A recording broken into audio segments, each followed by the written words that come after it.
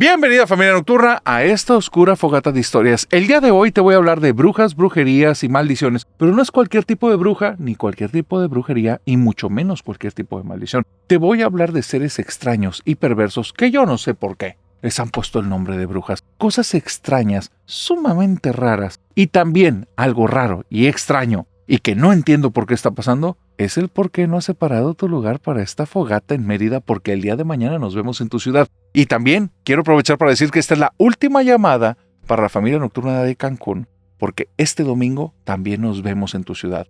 Mañana viernes en Mérida, domingo en Cancún, y prepárense familia nocturna, porque es momento de que vivan la experiencia de Hablemos de lo que no existe en vivo. Dicho una vez esto, ahí donde me estás escuchando, en tu auto, en tu trabajo o en tu hogar, prepárate, ponte cómodo, síguenos y suscríbete, y ponle las 5 estrellas porque dicen que con eso no asusta, pero ni se te ocurra apagar la luz porque estamos a punto de iniciar una oscura fogata de historias. Comencemos.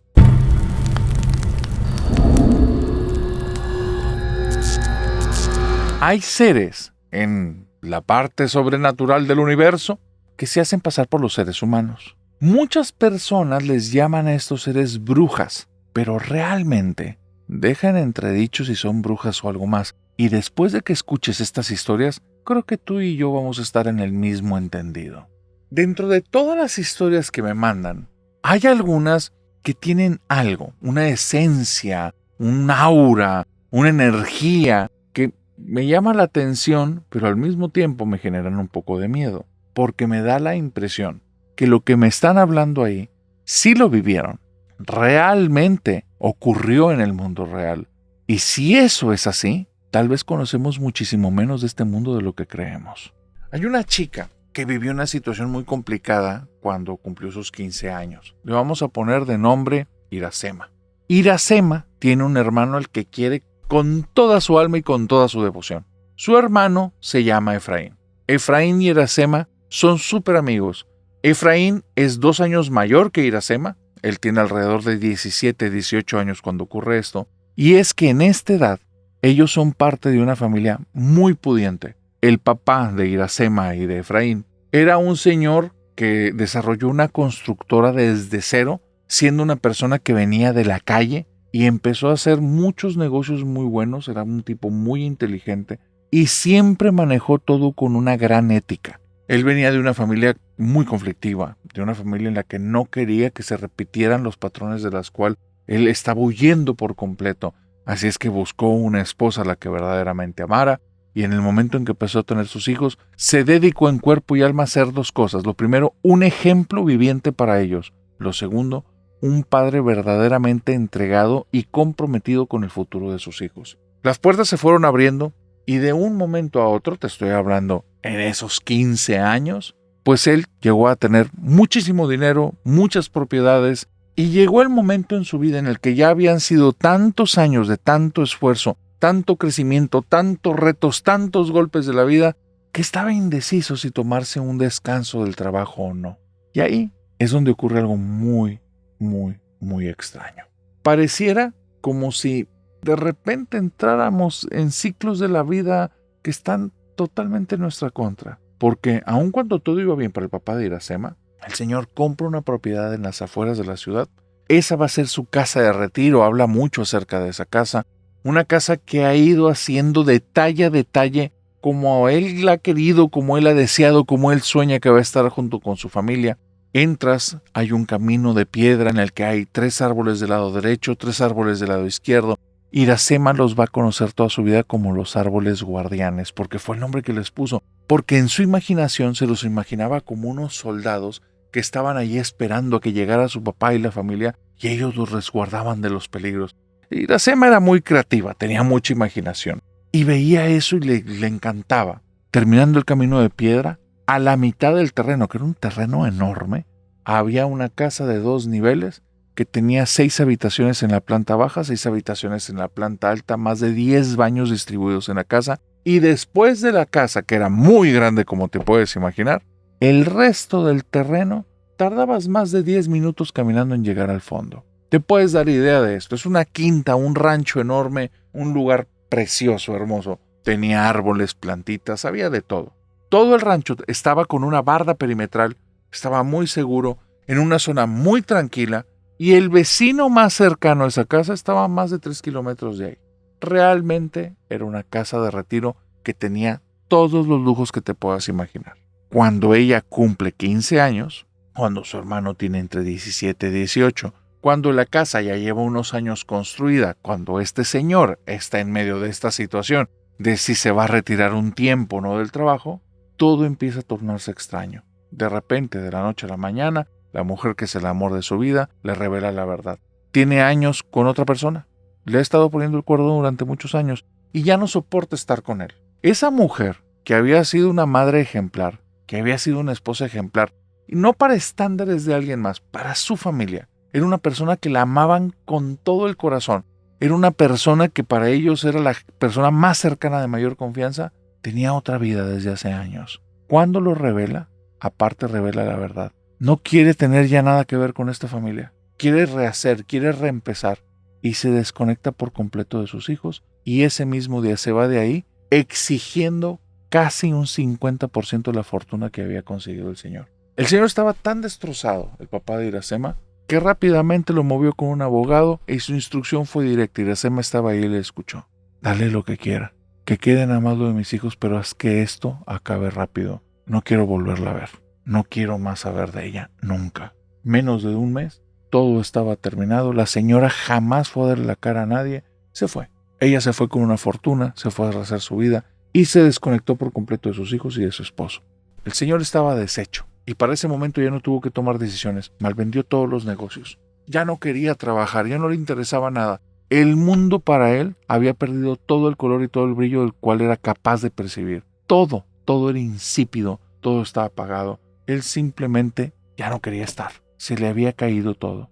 Iracema y Efraín eran dos muchachos con mucha energía, muy vivos. Efraín ya estaba entrando a la edad adulta. Así es que él, esta situación la vivió muy diferente de Iracema. Él confrontaba a su papá y le decía, no te dejes rendir. No te dejó a ti, nos dejó a todos. No es personal. ¿Quieres vender todas las cosas, papá? Véndelas, pero no seas otro papá. Tú has sido un buen papá. No hagas un mal ejemplo como mamá. Y Efraín, tal vez por la edad, por la falta de experiencia, se transformó en alguien muy exigente con el papá. Y eso empezó a distanciarlos mucho. El señor no tenía fuerzas para afrontar esta situación. Lamentablemente no buscó ayuda profesional. Él quería hacerle frente y al mismo tiempo se sentía sin las herramientas para no hacerte el cuento largo, se desbarató toda la familia. Todo. El señor se ensimismó tanto que ya no había forma de entablar una buena conversación con él. Se la pasaba la mayor parte del tiempo en una mecedora, en una silla, en algún sofá, en alguna parte de esa casa que tenía para su retiro, pero estaba perdido. Él no estaba disfrutando ningún retiro. Estaba perdido. Se le olvidaba desayunar, comer, cenar. Cuando lo encontraron desmayado la segunda ocasión, tuvieron que traer a un doctor y una enfermera que estuvieran continuamente haciendo cambios de turnos para que se encargaran de papá. Y el señor abiertamente lo decía, yo ya no quiero estar aquí. Y creo que me entiendes perfectamente a qué se refería. Iracema no sabe ya ni siquiera cómo entablar una conversación con su papá. No sabe cómo llegar porque lo ve roto y eso le lastima mucho. Lo que empieza a hacer es empezar a buscar un vínculo más fuerte con Efraín. Y ellos ya tenían muchas aventuras. Efraín es un tipo extraño. Es un tipo que, aunque las cosas le dan miedo, cuando ve a Iracema, que Iracema algo ahí le está picando y empieza a hacer que su hermana le tiemblen un poquito los pies, él se vuelve muy valiente, muy agresivo. Así, los dos aprendieron a cazar víboras, a andar cazando alacranes. Las arañas eran sus principales enemigas, porque Iracema les tenía pavor, y eso hacía que él se pusiera fúrico y Efraín iba y se transformaba en el principal y el mejor cazador de arañas que te puedas imaginar. Ellos dos comenzaron a experimentar cosas muy extrañas en esa casa de campo. Ya había pasado un año. La mamá, ni sus luces. El papá, prácticamente en estado catatónico. Iracema había detenido estudios por más de un año porque estaba en un conflicto personal muy fuerte, como te lo puedes imaginar. Y Efraín se había decidido que él ya no iba a parar su vida, que su vida tenía que continuar. Porque si se detenía por lo que hizo su mamá y ahora por la actitud de su papá, ahí se iba a acabar todo para él. Él estaba en sus años buenos y tenía que hacer su máximo esfuerzo para sacar adelante a la familia. Si ya no contaban con papá y con mamá, ahora le iba a tocar a él. Tiene una conversación con Iracema muy fuerte, muy delicada, y se han decidido los dos, o los dos lo saben, que Efraín tiene que irse de esa casa y en los siguientes 3 meses eso va a pasar a como dé lugar. Iracema no tiene ese corazón, no se puede ir de ahí dejando al papá. Así es que han decidido que esos últimos 2-3 meses que va a estar Efraín ahí antes de regresar a la ciudad, retomar estudios y continuar su vida, ellos dos van a ser un vínculo muy fuerte. Pero te digo que es raro, porque hasta ese momento en la vida de ellos, parece que entraron en una racha de mala suerte. Pero mala suerte como cualquiera tiene. No es como que llegamos al mundo y las cosas se nos van a dar nada más porque sí. No. Aquí pareciera que es llueve sobre mojado una tras otra y en cosas muy profundas, y las personas que creías que conocías y sabías cómo eran no son para nada quienes tú creías que eran, y quien creías que era la persona más fuerte, el pilar del hogar, se desmorona a pedazos como si fuera arena en la playa. Es algo muy fuerte lo que están viviendo estos dos. Así es que el vínculo que empiezan a hacer ellos va con toda la energía, con todo el amor, y sabiendo que lo que viene es más fuerte. Lo que viene no va a ser sencillo. No va a cambiar de repente la historia y va a aparecer el sol un día y todo va a brillar. No, parece que vienen momentos muy duros. Se están preparando y hay algo en el entorno que los escuchó y esa decisión no le gustó. Porque ese mismo día que hicieron su pacto en el que como hermanos no se iban a dejar, que no importaba qué tan lejos estuviera el uno del otro, que qué tan débil o fuerte estuviera el otro, no se iban a dejar, no se iban a desmoronar. Ese mismo día, estando los dos adentro de la casa en el segundo piso en una habitación que el papá ni siquiera sabía para qué lo utilizaban porque él ya tenía más de un año desconectado de la realidad. Ellos habían transformado esa habitación en su fuerte de planificación contra la guerra que venía en el futuro. Y ellos, haciendo ahí sus planes, escucharon como una losa, un trozo grande de piedra o de material pesado, golpea el techo y hace que la casa entera se sienta con un estruendo y vibraciones. Los dos se voltean a ver el uno al otro, voltean hacia el techo y es donde escuchan unos pasos pesados que comienzan a andar caminando en toda la circunferencia de la casa y escuchan cómo los pasos se van, regresan, se van, regresan, se van, regresan. No saben qué es. Y en algún momento Efraín nota que Iracema está temblando de miedo. Y ahí llega esta furia de hermano protector, esta furia que intenta hacer que el hogar esté lo mejor que se pueda, y alza la voz y dice: no sé quién seas, pero te exijo que te largues de mi casa. Y donde dice eso, en la casa comienzan a sonar risas dentro de las habitaciones, risas de mujeres, no una sino varias. Iracema está temblando y Efraín ya también tiene miedo. Esto no tiene ninguna explicación. Ellos ya salieron de esa habitación, están en el pasillo principal y las risas siguen sonando, pero son risas que parece que los están persiguiendo o que quieren que las persigan, porque aparecen en una habitación, se apagan y después aparecen en otra habitación, se apagan y después en otra habitación, y ya van en la tercera o cuarta habitación intentando saber qué es lo que está ahí, cuando los pasos comienzan como a zapatear en la parte de arriba del techo o una marcha rápida, y se empieza a escuchar en un solo punto un pam, pam, pam, pam, pam, pam, pam, pam, pam. La casa está retumbe y retumbe y retumbe y retumbe y retumbe. Los dos se abrazan y entonces detrás de ellos una carcajada de una mujer. Voltean muertos de miedo solo para ver una sombra que se escabulle por uno de los pasillos, pero no era una persona eso. Eso no era una persona, era una sombra. Pudiera ser que en la imaginación de alguien que sea muy creativo le vea la silueta de una mujer o de un hombre, pero eso era una sombra moviéndose en medio del pasillo, no pegada a la pared, no proyectada en el piso, en medio del pasillo. Se quedan asustadísimos. Esa misma noche, los dos deciden que van a dormir juntos. Han hecho una modificación en la habitación de Iracema. Llevaron una base de cama que es muchísimo más grande. El colchón es pequeño, pero es el único que lograron mover por cuestiones de tiempo. Lo ponen ahí, invitaron al papá que los acompañara, pero el señor estaba ya en su habitación prácticamente perdido en sus pensamientos. Lo dejan descansar, está con su enfermera. Efraín está con Iracema en la habitación. Cuando escuchan, cerca de las 10 de la noche, que les tocan 3 veces la puerta. Iracema y Efraín no eran fanáticos del podcast en ese tiempo, así es que no tenían la menor idea que ese golpe de puerta era una trampa. Los dos caminan hacia allá, abren la puerta y cuando la abren sienten dos cosas: un viento ligerito que entra en la habitación y al mismo tiempo que todo el cuerpo se les empieza a enchinar la piel y les empiezan a dar ligeras descargas en la columna vertebral. Una sensación horrible que hace que se encojan los dos de hombros y saben algo. Hay una certeza en su interior. Alguien entró en la habitación y está ahí aunque no lo hayan visto.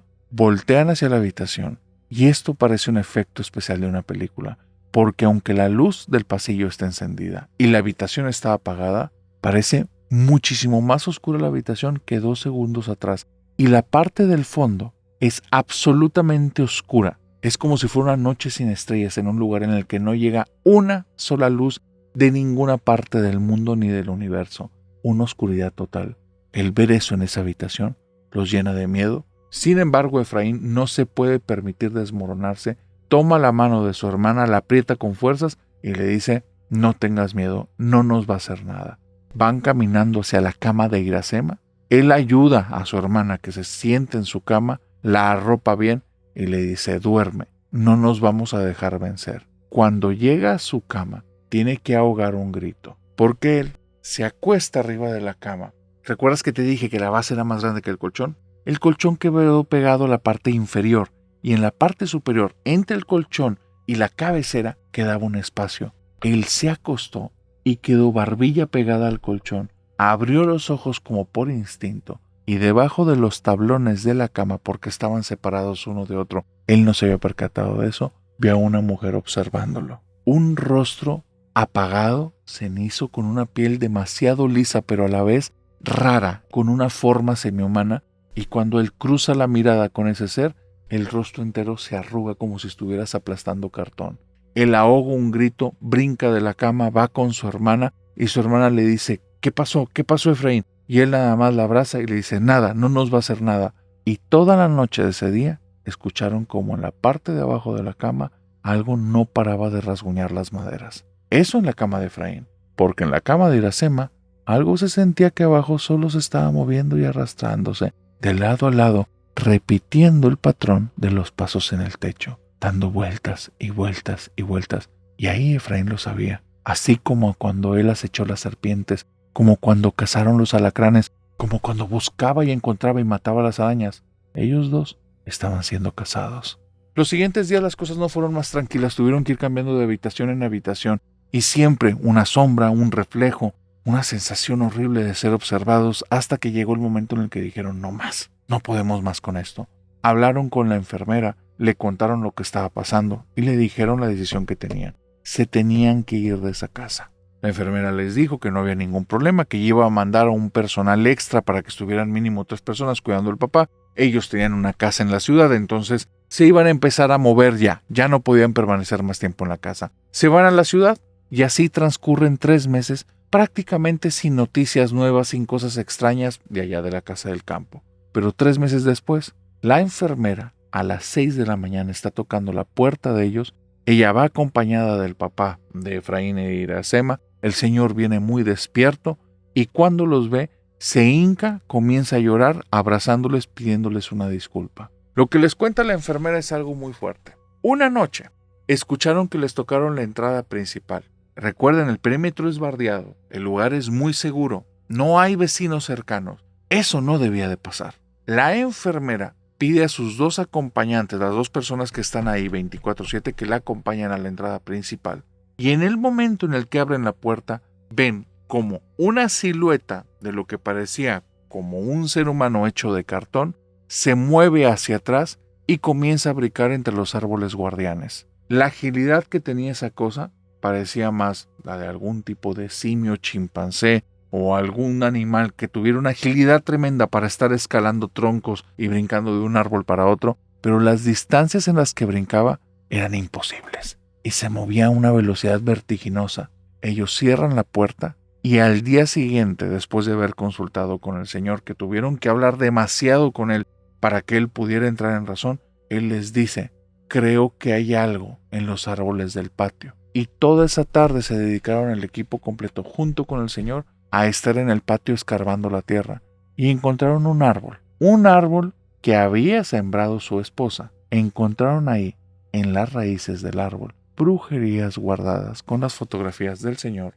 sus hijos y familiares lejanos que al día de hoy habían fallecido en circunstancias extrañas. Nadie entiende por qué hizo eso la mamá de estos chicos. Nadie entiende exactamente por qué esa mujer los quería dañar de alguna manera.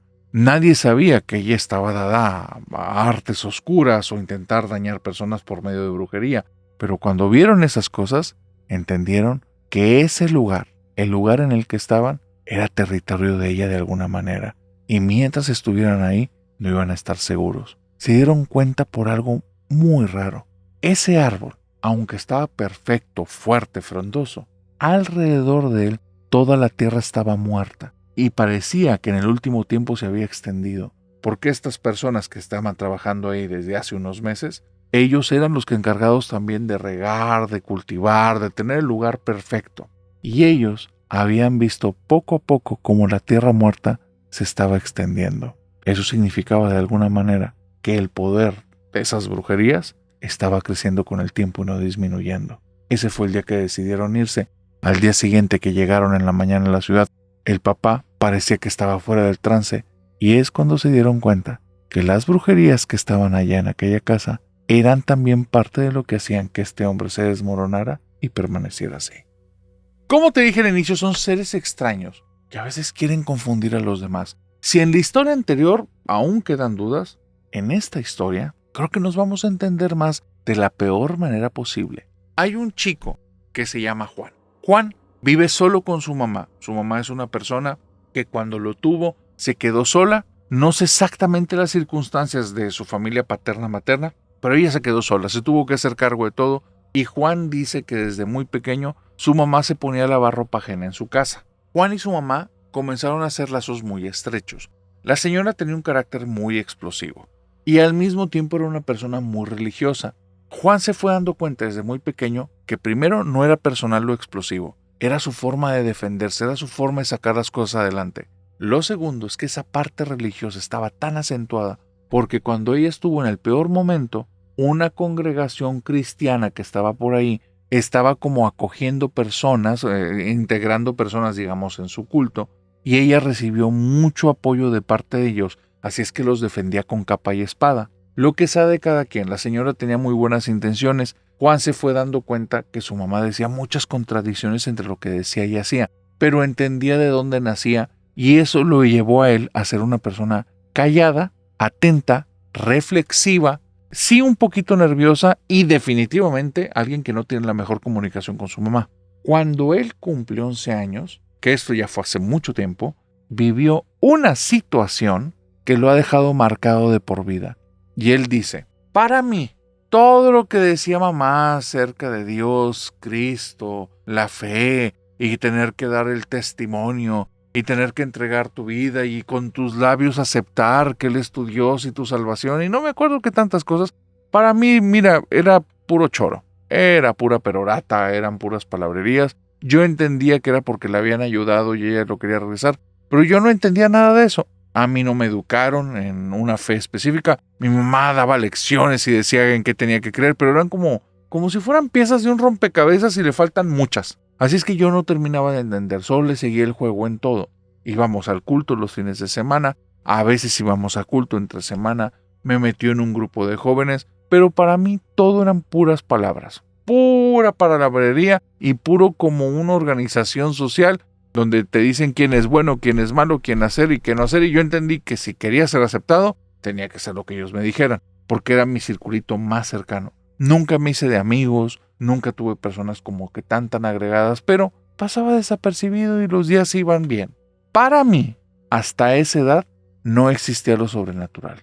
La palabra Dios, Jesús, todo eso, eran palabras, no existía nada. Y aprendí que lo sobrenatural sí existe de la peor manera. Empecé a tener visitas nocturnas. Yo tenía una habitación muy chiquita. En mi habitación tenía mi cama, una mesa chiquititita y una sillita que apenas cabía ahí. Yo ahí lo utilizaba para hacer mis tareas de la escuela. Mi mamá lavaba ropa ajena en la sala y en el comedor y la tenía que extender ahí. Entonces todo el lugar no era utilizable. Yo me venía y me encerraba en mi cuarto, hacía mis tareas, salía y me servía a veces algunas cosas para cenar cuando había, me metí en mi habitación y entre menos ruido hiciera mejor. Yo aprendí desde muy pequeño que simplemente dejar la puerta media cerrada en la noche, media abierta también, irme a acostar, no hacer ruidos era lo mejor en esa casa y me quedaba bien dormido. Y empecé a tener visitas nocturnas. Un día estoy acostado en mi cama cuando escucho un sonido como de un papel. Un sonido como de una hoja de un papel que va de un lado a otro. Y ese sonido que va y viene una y otra vez, se está repite y repite en mi habitación. Llega un momento en el que abro los ojos, no hablo, porque ya en alguna ocasión desperté a mi mamá en la noche y como duerme pocas horas, se ponía muy mal. Así es que yo prefiero nada más no hablar, voltear a todas partes y veo que hay una pequeña lucecita justo al lado de mi mesita donde yo hago mis tareas. Y es una luz que es fecha que no sé de dónde provenía. Pero gracias a esa luz veo a la silueta de mi mamá que está sentada en mi silla y frente a ella hay un libro y está moviendo las hojas como te digo y sonaba. Me acerco por atrás y ella, mi mamá, comienza a leer, pero no está leyendo en español. Y empieza a decir unas palabras que yo nunca había escuchado, pero me dan miedo, suenan raras y siento mi habitación como fea. Después de decir varias cosas como si leyera las hojas, se escuchó muy fuerte donde arrancó una hoja. Y arranca la hoja y después vuelve a decir algo en voz alta, arranca otra hoja, vuelve a decir algo en voz alta, arranca otra hoja y me empiezo a asustar porque parece como si estuviera fuera de sí. Me pego a la pared y ahí es donde me atrevo a decir, mamá, ¿estás bien? La luz se apaga y me quedo en completa oscuridad. Yo ya no logro ver nada, nada más siento que alguien se está subiendo por mi cama, traigo un miedo que no tienes ni idea y grito, mamá, mamá, mamá, ¿estás bien? Cuando veo que la luz del pasillo se enciende y llega mi mamá caminando, abre la puerta de golpe y me dice, ¿qué pasó? Estaba bien dormida, no me estás dejando dormir, ¿qué pasó? Y yo nada más la veo y le digo, nada mamá, todo está bien, tú estás bien. Y se me queda viendo muy enojada, muy enojada. Me dice, pues no me despertaste para nada entonces, nada más es para que pierda el sueño, ¿o qué niño?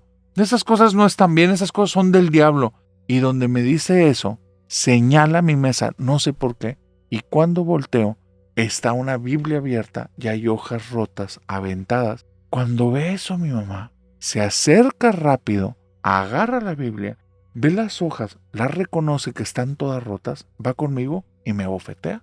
No se ensaña, me da una bofetada porque sintió que ofendí todas sus creencias. Y me dice, esto no se hace, esto está muy mal, vamos a hablar con el pastor el fin de semana. Y se sale de la habitación. Oye, al día siguiente mi mamá era una tumba y yo le veía los ojitos con lágrimas y yo ni sabía cómo decirle que no fui yo, que fue ella. Ella era la que estaba arrancando eso. Pues ese día en la noche vuelve a ocurrir lo mismo, narrador. Lo mismo. Yo tengo un miedo que no te puedo ni expresar. Cuando me despierto en la madrugada y está el sonido del papel donde se está moviendo, nada más ni quiero abrir los ojos, pero ya es tan insistente que entiendo que es como si me estuviera diciendo, te tienes que despertar ya. No aguanto más. Me siento en la cama, veo la silueta ahí, hay una luz en mi mesa y después comienzo a escuchar cómo empieza a arrancar las hojas de una en una y yo empiezo a gritar, mamá, mamá, ya no rompas la Biblia, mamá, mamá, mamá, para que me escuche mi mamá, porque yo sé que va a llegar y va a haber una Biblia con hojas arrancadas y yo no quiero que me culpen. Así es que me salgo corriendo de la habitación, corro a su cuarto para que no tenga forma de culparme a mí, porque ella va a ser la que entre después que yo. Y donde entro en la habitación, veo que mi mamá está acostada en su cama, con los ojos abiertos viendo al techo, pero totalmente desconectada de la realidad. Me quedo muy impactado, escucho cómo la puerta de mi habitación se empieza a abrir lentamente y hay unos pasos que vienen caminando hacia acá. Yo estoy zarandeando a mi mamá y zarandeando a mi mamá y zarandeando a mi mamá. Y de repente, cuando siento que esa cosa va a entrar por la puerta, le digo, mamá, mamá, por Diosito Santo, despiértate. Y ella parpadea, voltea y me dice, ¿qué estás haciendo aquí? Y ya me doy cuenta que esa cosa ya no hace más ruidos en la casa. Y le digo, nada, mamá, no te preocupes, nada, mamá, es que tuve una pesadilla. Y ella me ve muy enojado y le digo, perdón, mamá, perdón. Y me voy a mi habitación y escondo la Biblia porque está toda destrozada. El tercer día, narrador, misma situación. Me voy a dormir, pero ahora sí estoy muerto de miedo. Yo traigo la Biblia, la traigo abrazada, la tengo debajo de las colchas no quiero que vuelva a pasar eso. Cuando me levanto en la madrugada, vuelvo a ver esa luz en la habitación, pero ahora sí es claro de dónde viene. Hay fuego en la mesa y en el centro de la mesa está la Biblia que yo tenía abrazada, toda chamuscada, y cuando voy para apagarla, nada más veo como en el umbral de la puerta está la silueta que había estado los otros días, pero ahora está de frente. Y cuando noto algo de los rasgos del rostro, fue la cosa que más miedo me ha dado en la vida. No era mi mamá, era otra cosa. Grito a mi mamá y cuando grito, esa cosa se hace a un lado de la puerta y como si esto hubiera sido algo preparado, coreografiado, al segundo se asoma mi mamá y me dice, ¿qué pasa? Estaba en el baño. Y cuando ve todo el humadero y cuando ve la Biblia chamuscada, va conmigo y me dice, es que esto no tiene perdón de Dios. ¿Qué acabas de hacer? Y yo le digo, mamá, hay que hablar con el pastor, no soy yo, hay un demonio en la casa.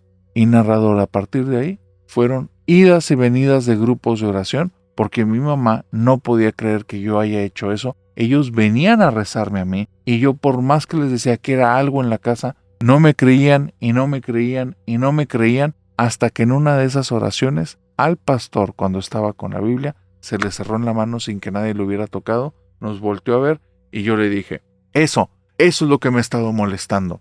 Y el pastor se asustó y ya no quería regresar a casa de mamá. Y yo por eso al día de hoy creo en estas cosas, pero sé que hay mucha gente de ahí afuera que dice que tiene fe y no es cierto. Si todavía no estás convencido que de repente en las historias aparecen seres a los que llamamos brujas, pero definitivamente son otras cosas, con esta te va a quedar claro. Arlette y Michelle son un par de gemelas, unas hermanas, que no tienen buena relación. No se llevan bien, no se quieren mucho, pero son equipo. Sí se apoyan, sí están la una para la otra, pero no se soportan. No pueden estar tiempo juntas, no tienen las mismas amistades, no tienen los mismos gustos. Son personas demasiado diferentes. Tal vez en algún momento de la infancia, me lo dice Ara, como que sí fuimos muy amigas, pero mi papá y mi mamá se empecinaron tanto en que fuéramos iguales que nos generó desagrado a las dos y nos separamos mucho. Mi hermana y yo solo estudiamos hasta la prepa, ya no estudiamos después. Y en la prepa ocurrió una situación en casa de la cual no quiero hablar, fue algo muy bochornoso y difícil, y ella y yo decidimos que nos íbamos a salir de ahí. Para este entonces ya teníamos 16 años, no éramos tampoco unas chiquillas, nos habíamos criado mucho en el barrio, así es que sabíamos que la vida era difícil, y nos echamos fuera de la casa, y las cosas empezaron a funcionar. Conseguimos a 2 amigas más que también se habían salido. La casita que rentamos era una casa muy pequeñita, pero entre los sueldos de todas nos empezó a ir bien. Pasó el primer año así. En el segundo año yo consigo un muy buen puesto, me doy cuenta que soy muy buena vendedora. Mi hermana, Michelle, era más complicada que yo, así es que por más que luchaba no lograba crecer, tampoco era una persona que se abriera mucho a escuchar consejos. Yo le quería decir de que, oye, pues es que estás haciendo estas cosas mal por obvias razones, no estás creciendo en tu trabajo, pero lo omitía. Lo que pasa también es que con las otras 2 chicas nos robaron dinero un día y decidimos que ahí se rompía la amistad, que ahí ya sabes que cada quien para su lado, y yo me llevo a mi hermana a una nueva casa y mi hermana a partir de ahí se empieza como a relajar un poco conmigo porque se da cuenta que aunque no nos soportamos, realmente sí la apoyo y realmente estoy ahí para ella. Así es que deja de ser tan dura, empieza a ser más abierta conmigo y es en ese tiempo que ella me hace una pregunta que me llama mucho la atención porque ella jamás me hacía preguntas como para entablar una conversación conmigo. Eran cosas muy superficiales las que hablábamos. Y me pregunta directamente, oye Ara, ¿tú te acuerdas de mi novio Ricardo, el de la prepa? Y yo le digo, qué raro que me preguntes por el Michelle. Sí sé quién es, sí lo tengo como que ubicado. Y me dice, es que ¿sabes qué? Creo que le están haciendo cosas malas. Creo que le están haciendo brujería. Y cuando me habló de eso, yo dije, ¿este está jugando? Porque, pues mira, sí en el barrio que vivíamos había gente que le rezaba a la Santa Muerte, había gente que era cajita, había personas que estaban en lecturas de cartas, había brujas y eso. Pero la gran mayoría era puro cuento, narrador. Era puro show. Era pues para vender algún servicio. Veía a la persona más necesitada que a veces no se podía ni mover de la cama y al día siguiente ya andaban leyendo cartas y tenían público. Entonces, pues todos hacíamos la lucha para sacar el pesito. Y la verdad es que así era el barrio. Había gente como que muy aferrada a sus creencias. Era lo mismo que cualquier otra creencia. Pues era sacar el chivo adelante. Te cuento todo esto porque ella me empieza a contar de lo de brujería A mí se me hace súper extraño. Y le digo, oye, se me hace raro, pero ¿por qué crees que es brujería? Y me dice, porque mira, me andaba buscando otra vez. Y me dijo directamente, no quiero que volvamos a ser novios ahorita porque no es buen momento. Porque terminé con una ex, terminé mal, la verdad. Ella quería seguir andando, pero la verdad es que yo ya estaba harto. Y le dije que ya, pero no se lo dije de la manera más bonita. Y ahí me reveló ella que ella es parte de una aquelarre y que no sabe en la que me metí. Michelle no sabía que era una aquelarre, yo tampoco, yo le pregunté y Michelle me dice que ahí se terminó enterando que era un grupo de brujas. Cuando yo me entero de eso, digo, pues es una pandilla, o sea, lo van a golpear o algo así. Y ella me dice, yo creía que era lo mismo, hermana, pero no. Él me contó que le mandaron un sobre en el que adentro venía un mono que era como la representación de él y que cuando lo sacó, al momento en el que lo puso en una mesa, se le rompió un brazo y a la semana tuvo un accidente y se le rompió el mismo brazo a él. Pasa una semana, le mandan un videíto en el que tienen un muñeco con la fotografía de él y en el videíto le hacen unos punzones en la panza y él termina esa misma semana en el hospital con una úlcera gástrica que no se le habían detectado y nunca le había dado detalles, pero después de ver el video, al día siguiente traía unos dolores tremendos. Dice, tiene mucho miedo que le hagan algo porque dice que lo están embrujando. Yo como que le quiero creer y no le quiero creer. La verdad es que hay muchas de esas cosas que son falsas. Le digo a mi hermana de que está segura que no te quiere sacar algo, que te quiere pedir dinero o que se quiera aventajar. Y me dice, no. Me dice de hecho que me aleje porque ya se puso a investigar esas cosas y cuando a alguien le caen brujerías, a su entorno más cercano, le puede ir y le puede regresar un trancazo fuerte. Y entonces yo le digo, ¿y por qué te debería de afectar a ti? Y entonces ella me cuenta, porque él sabe que de un tiempo a la fecha me siento muy triste y él me dijo que eso no es bueno. Que eso es como abrirle las puertas a estas cosas, que iba a estar espiritualmente débil y que me iba a pegar. Me está manteniendo alejada, yo no sé cómo ayudarla. Y nos quedamos en eso, narrador, platicando toda la noche de mil y un cosas, pero era como yo no sabía si creerle o no. Al día siguiente está asustadísimo y me dice, le va a pasar algo muy fuerte. ¿Por qué? ¿Qué ocurrió? Que le habló a esta chava, le dijo, aquí tengo al fetiche, eres tú, y te voy a decir qué le estoy haciendo, le acabo de cortar un brazo, te dije que no sabías con quién te metías, le colgó la llamada, él tiene mucho miedo, y narrador a la semana, él andando en un autobús, saliendo de la ciudad, porque ya era tanta la presión que sentí, tanto el miedo, que se quería ir lejos, porque por ahí le dijeron que si estaba muy lejos del lugar donde le estaban pasando esas cosas y donde estuviera ese grupo de personas, muy probablemente le iban a dejar de llegar como que sus afectaciones tan fuertes. Pues ven el autobús tiene un accidente y perdió el brazo que le dijo la bruja. Mi hermana estaba muy impactada, muy dolida. Este chico Ricardo viene a la casa porque él también ya está que no puede con la situación. Para esto yo estuve buscando con gente con el trabajo, pero no sabía ni cómo preguntar. Es que es un tema bien complicado de hablar. Y hay una chica que me dijo, yo conozco a alguien que conoce a alguien que te va a mandar a alguien. Y dice, pero tienen que saber que las cosas se van a poner de miedo. Y yo le digo, pero lo va a ayudar. Tal vez sí. Y me dijo, ¿has escuchado de la bruja de sal? En la vida he escuchado de la bruja de sal. No sé qué es eso. O sea, apenas estoy en esta situación por lo de mi hermana. Yo no creo mucho en estas cosas. Y dice, pues ve creyendo, porque una vez que le invites, y yo te recomiendo que no le invites a tu casa, las cosas se van a poner raras. Muy raras. Pues la llamamos a la casa de Ricardo. Al final era el más afectado y pues fuimos para allá. Vamos para allá. Pobre Ricardo está ahí muy afectado mentalmente. Tiene miedo de todo lo de su alrededor, pues cómo no, si perdió un brazo hace apenas unas semanas, está en rehabilitaciones, tiene dolores tremendos, tiene achaques de repente, dice que en la noche pasan mil y un cosas en su casa. Le hablamos a la persona que tenía como a esa amistad dijo que se iba a encargar de alguien. Ahí te va donde nos hicimos del miedo. Cuando estamos los tres reunidos, porque nada más nos hizo llegar mi amiga, que estuviéramos a las 3 de la tarde juntos tal día, estamos ahí. Yo pedí el día, mi hermana también. Ricardo ya no tenía trabajo para ese momento. Estamos en la casa de Ricardo. Sin haber dado la dirección, nos tocan el timbre y cuando hablamos, como si esto se tratara de una obra de teatro, hay dos personas encapuchadas de negro en la entrada de la casa de Ricardo. Yo les digo nada más de que, buenas tardes, ¿en qué les puedo servir? Y nada más dicen así, bruja de sal. Eran las personas que nos habían mandado, pero ¿cómo diantres sabían que estábamos ahí?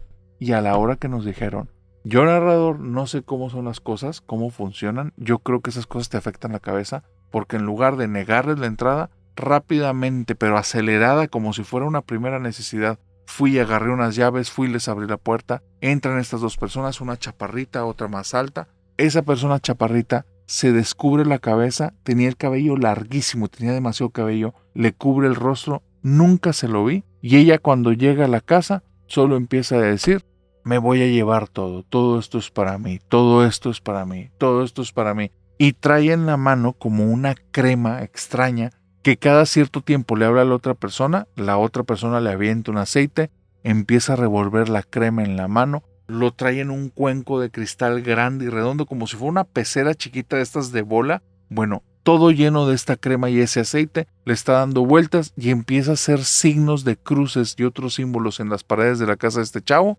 Cuando está haciendo eso, la casa se siente bien rara. Lo que yo llego a sentir es como si en el piso hubiera un micro tembladito, pero algo pequeñito, apenas imperceptible, pero era como una sensación casi que si le prestabas atención te doblaba las rodillas. Muy extraño, sumamente desagradable. Y ella está haciendo eso, narrador, está haciendo como que esa crema y va poniendo en uno y otro lado estas cosas. Y entonces va y se le pega a Ricardo y le dice: necesitamos quitarte la sal, es la sal que me voy a llevar. Y donde dice eso, le pone una mano con la crema en el hombro de Ricardo, se la va pasando por el lado del cuello, por la parte de arriba de la cabeza, por el otro lado del rostro y hasta llegar al otro hombro. Pero está muy extraño porque parecía como si esa crema no se terminara de salir de la mano, pero lo deja todo marcado y no se le acaba. Y donde ella hace eso, le deja la mano en el hombro y con la otra mano se empieza a sacudir la cabeza y empieza a caer sal, pero muchísima, muchísima sal. Entonces yo dije, este es un truco, debe traer algo oculto, pero después de 10 minutos que no deja de caer y abajo en sus pies ya hay una montaña de sal que le cubre hasta el talón de Aquiles, yo digo, ¿qué es esto? Entonces le dice a Ricardo: quítame tu sal ya, porque me la tengo que llevar. Y él le dice: ¿qué hago? Quítame la sal, y le señala la cabeza. Ricardo no le pudo ver el rostro, decía que era demasiado el cabello como que grasoso así raro, y donde le pone la mano en la cabeza, él quita la mano así al instante y ella le agarra la mano en el aire, se la pone en la cabeza a la fuerza y le dice: te ordeno que me quites tu sal. Y él empieza a mover la cabeza, pero se le veía una cara de miedo y asco que no te puedo explicar. Y después de eso, el otro tipo va con unas palas, recoge todo en un saco y dice: me llevo todo lo que es mío. Y se fueron. Después nos contó Ricardo que cuando le tocaba la cabeza se le hundía. Era como tocar un saco.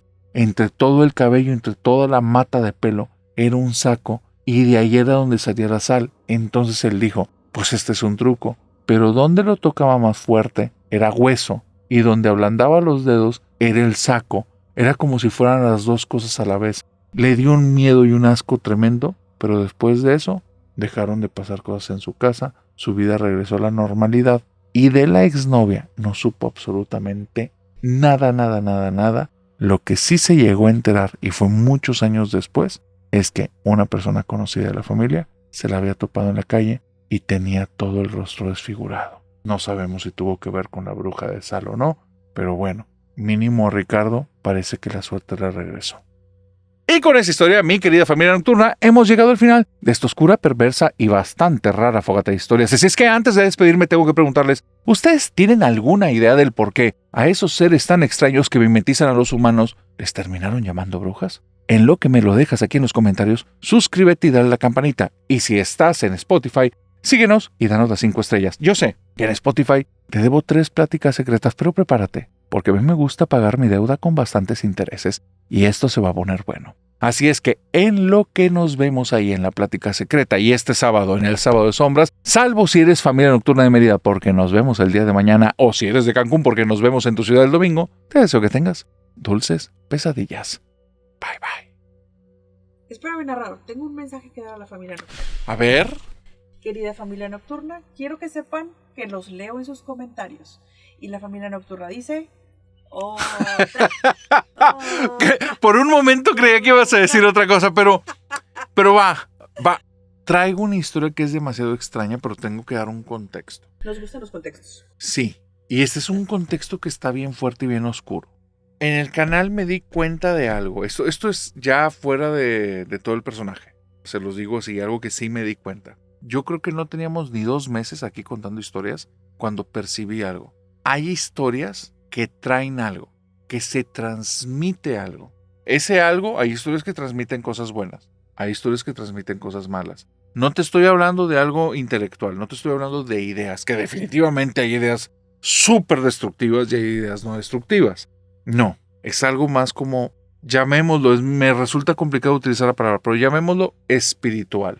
Comenzamos en el canal a tomar muchas precauciones de eso, pero no dejaba de ser una hipótesis. Pero hace unas semanas me topé con un sacerdote exorcista que al estar haciendo indagaciones profundas con personas poseídas, resulta que él llegaba a conclusiones muy similares. Hay historias que cuando se cuentan trae parte de la esencia de entidades oscuras y se sigue transmitiendo. Entonces hay que tener cuidado con lo que se está como consumiendo, porque no todo necesariamente es inocuo. A mí me gusta la referencia de como si fuera algo radioactivo. No te das cuenta por la vista. De hecho, inclusive puede ser que ni siquiera lo sientas, pero te está contaminando, te está contaminando. Y cuento eso porque pareciera que dentro de las indagaciones de este padre, y aquí sí me voy a tomar unas libertades para poner palabras que no está diciendo él, esto es lo que a mí me da la impresión, es que existe un tipo de conocimiento y ciencia oculta que está prohibida porque está ligada directamente con entidades oscuras. Y que si esto lo llegas a conocer, entender o practicar, no te vas a dar cuenta, pero está retorcido. Y mientras crees que estás ganando libertad, te estás metiendo en una prisión muy pequeña y oscura, de la cual llega un momento en el que ya no tienes manera de salir de ahí. Es un camino de mentiras entreversadas que genera muchas cosas. Es como una radioactividad que después la emanas por haberla recibido. Lo digo porque en ese camino tiene mentiras que atraen a las personas. No lo digo de todos, esto se tiene que entender, no es una sobregeneralización aplicado a todos, pero en ese camino del que te estoy hablando parece que pasa, y es lo que atrae a muchos. Poderes sobrenaturales, apariciones de dones, conocimientos ocultos de las cosas y visiones del mundo que parecen diferentes a las de los demás. No te estoy diciendo que hay que ser un borrego para... No me refiero a eso, porque de hecho las ideas que se comparten entre estas personas de ese conocimiento oculto es la misma. Es un grupo de borregos también, pero apuntando hacia otra parte creyendo que no lo son. Es muy complicado esto que estoy hablando, porque la historia que te cuento es de una tercera generación de personas después de haber tenido contacto con ese conocimiento. Si ustedes ven en sus árboles familiares y en sus familias, se van a dar cuenta que existen por ahí un tío y una tía, un primo y una prima, un familiar que no tienen prácticamente ninguna relación y que de hecho, si en algún momento quieren tener contacto, no tiene interés alguno en tener contacto con ustedes. Ya separó su vida y su vida está aparte. No es para juzgarlos, pero si se fijan, ya sea en ustedes o en su familia política o así, van a encontrar estas personas. Había una familia de brujos que la brujería que aprendieron no era herbolaria, venía de este conocimiento que te hablo, de algo relacionado a entidades oscuras, y cuando llegan a la segunda generación, que no sé, bueno, voy a llamar segunda generación, realmente este tema de genealogía no lo conozco a detalle, pero son los nietos de esta pareja de brujos. Cuando llega a una nieta, la nieta algo intuitivamente le lleva a decir, no quiero eso, no lo quiero, y se aleja. Ella comienza a mantener como muchas barreras, mucha separación del resto de la familia. Pasa el tiempo, se casa, hacen su familia. Por alguna extraña razón los están buscando. A esta chica la vamos a llamar Clara y a él Doroteo. Clara y Doroteo hacen su propia familia, pero la familia de Clara los busca una y otra vez. Y son personas que Clara ni siquiera reconoce, porque ella se separó casi desde su adolescencia y cada vez ha hecho más lejanía. Se han mudado 2 veces de ciudad y siguen apareciendo familiares aunque no les pasan sus datos. Pero ella sabe y tiene claro que sí existen cosas sobrenaturales en este mundo, cosas inexplicables y personas con poderes que más bien pudieran llamarse también maldiciones. Algunas de ellas, vuelvo a decir, no lo generalicemos, es esta historia específicamente de la que te estoy hablando. Clara, a su vez, tiene hijos. estos hijos los instruye mucho para que sean personas de bien y habla mucho acerca del efecto de la maldad. Entonces la abuela Clara, porque sus hijos llega un momento en el que tienen hijos también, la abuela Clara es una gran figura de autoridad en la familia, una mujer con los pantalones bien puestos y una mujer que no se anda con miramientos. Tienen que ser hombres y mujeres de bien. No anda con un tema religioso, anda con una situación de hacer el bien a los demás, de tener la mente muy clara, de no andar mintiendo y de no andarnos retorciendo en la vida, no buscar beneficios egoístas. O sea, hay que sacar las cosas adelante, pero hay formas buenas y hay formas malas. Y maneja mucho eso, pero intenta que todo lo espiritual esté lejos de su familia. Y entonces llega la nieta, Lucía, que es la nieta número 7 de su familia, que es la segunda o tercera hija de su segunda o tercera hija. Lucía, a sus 4 años, un día tiene un evento muy raro. Está en su casa, son una familia que, digamos, trabajadora, que hace todos los días su lucha para sacar las cosas adelante. Entonces viven en una casa pequeña, es de un piso, hay 3 habitaciones, la que es de los papás, la de Lucía y su hermana y la de un hermano. Y es todo. La casita tiene un espacio en medio que es una sala común y una mini cocinita que es donde prácticamente tienen todo. Afuera está su tarja donde tallan la ropa y es una casa de gente trabajadora. Pero está Lucía en la casa, su mamá está terminando de comer porque ese día los van a ir a visitar unos familiares ya de esta familia de la abuela Clara, los que no tienen nada de relación con estos brujos, porque con el paso del tiempo se rompió totalmente esa separación y se alejaron tanto que ya dejaron de buscarlos. Y Lucía está en su casa cuando va corriendo a la puerta antes de que llegue alguien y empieza a tocar así, grupos de 3 golpes. Y después dice, alé, alé, viene el muerto, alé, alé, el carro rojo lo va a chocar y no va a poder hacer nada, alé, alé. Y después de decir eso, la niña, como si lo que hubiera dicho hubiera sido el mejor de los chistes, se empieza a reír y se va corriendo por la casa.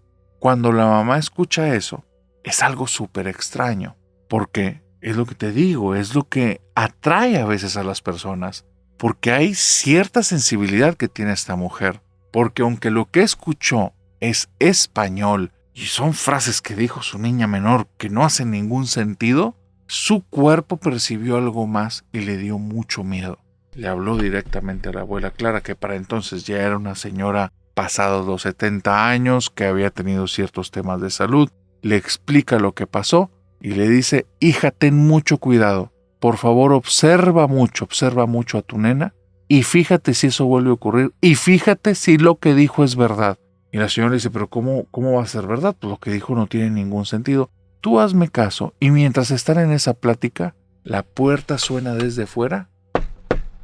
¡Alé, alé! Nadie en la familia habla así, pero la voz la reconoció. Y eran los familiares que estaba esperando. Va caminando para allá la mamá de Lucía, abre la puerta asustadísima, la mamá de ella, la señora Clara, está al teléfono, lo deja sin colgar, y cuando abre y ve a sus familiares, lo primero que pregunta es, ¿por qué me dijiste alé, alé? Y el señor dice, no sé, se me ocurrió. Cuando dice eso, regresa al teléfono y le dice, mamá Clara, dice, escuché, no te preocupes, tengan mucho cuidado, y dile a la persona que llegó, porque es de la familia política, dile a la persona que me venga a visitar, está en peligro. Un mes después, un viaje de trabajo, un carro rojo fue y chocó el autobús en el que iba y no pudo hacer nada. Pasó al otro mundo. Eso ocurre cuando Lucía tiene, te digo, entre 5 o 7 años para poner un aprox de la edad. Vuelve a ocurrir a los 10, a los 13 y a los 16. Familiares, unos políticos y otros de la familia, ella entra en un trance en el que hace como un canto, golpea la puerta 3 veces, habla acerca del muerto y está anticipando hasta con 3 meses la muerte de la persona, pero te cuenta cómo va a morir. Pero está hecho de tal manera en la que no te lo dice directamente. Pero en el momento en el que ocurren los hechos, la familia lo detecta. El problema es que a los 16, ya para ese momento, la abuela Clara en algunas ocasiones le ha dicho a la niña que no haga eso, que ella sabe perfectamente que de alguna manera lo está provocando. Y la niña se ríe y le dice, pero abuelita, es un don que yo tengo. La palabra don es algo que en esa familia no lo utilizan. Porque hay todo un contexto desde la abuela Clara en el cual casi se transformó como en algo vetado en la familia. Y cuando ella dijo la palabra don, la abuela fue y le dijo a su mamá, con todo el dolor de mi corazón, tu niña va a pagar las consecuencias de la maldición. Te lo digo, ella ya está en otro lado, no la vas a poder regresar tú. Cuando revela a sus 16 años, la última de las muertes, al poco tiempo la abuela Clara pasa mejor vida. Y parece que la abuela Clara era el escudo de la familia, porque donde apenas fallece, al día siguiente la niña se le empiezan a llegar la cara de llagas. Y esa cara a ella no le genera ningún tipo de problema. A las semanas abandona el hogar y empieza a poner un puesto en el que está buscando a las personas decirles hacia dónde ir en el futuro. Les explica que ella tiene contacto con espíritus, cosas que la familia sabe que no aprendió de ninguna parte. Viene por esta herencia maldita que están cargando desde hace algunas generaciones. Qué miedo. Hasta me dio así como escalofríos. ¿Estuvo fuerte? Familia Nocturna, tengan cuidado con esas cosas. Vocecita del más allá, tú me pediste otra y bien oscurota. Muchas gracias, Narrador. Muchas gracias, Vocecita del más allá. Gracias por defender a la Familia Nocturna y Familia Nocturna, otra. Bye bye. Nos vemos en el Sábado de Sombras. Cuídense mucho.